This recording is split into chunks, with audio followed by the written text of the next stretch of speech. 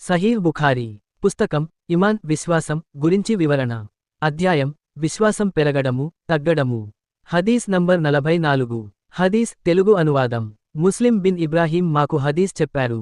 ఆయన హిషాం నుంచి, హిషాం ఖతాదా ద్వారా, ఖతాదా అనస్ రజియల్లాహు అన్హు నుండి, అనస్ నబి ముహమ్మద్ సల్లల్లాహు అలైహి వసల్లం నుండి ఈ హదీస్ వివరించారు. ప్రవక్త ముహమ్మద్ సల్లల్లాహు అలైహి వసల్లం అన్నారు, ఏ వ్యక్తి అయినా లా ఇలాహ ఇల్లల్లాహ్, అల్లాహ్ తప్ప మరెవరూ పూజార్హులు కాదు అని చెప్పి, అతని హృదయంలో ఒక ధాన్యపు గింజంత కూడా విశ్వాసం ఉంటే, అతను నరకం నుండి తప్పక బయటపడతాడు. ఇంకా నరకం నుండి బయటపడే వ్యక్తి, అతని హృదయంలో గోధుమ గింజంతైన ఖైరు మంచితనము ఉంటే, మరియు అతనిలో ఒక రేణువు ధూళితుల్యం అయినా మంచితనము ఉన్నా, అతను కూడా నరకం నుండి బయటపడతాడు. ఇమాం బుఖారీ రహిమహుల్లా వ్యాఖ్య.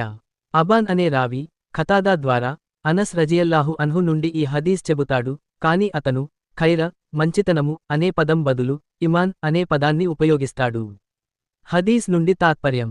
ఇమాన్ మన హృదయంలో ఎంత చిన్న మొత్తంలో ఉన్నా, అది మనకు అల్లాహ్ కరుణను సంపాదిస్తుంది. లా ఇలాహ ఇల్లల్లాహ్ ఈ కలిమా దైవ్ఘోష గొప్పదనం ఎంత ఉన్నదంటే, అది మనిషిని నరకం నుండి రక్షించగలదు. అవిశ్వాసం లేకుండా నిజమైన నమ్మకంతో ఉంటే, ఇస్లాములో ఆశాభావం చాలా ముఖ్యమైనది.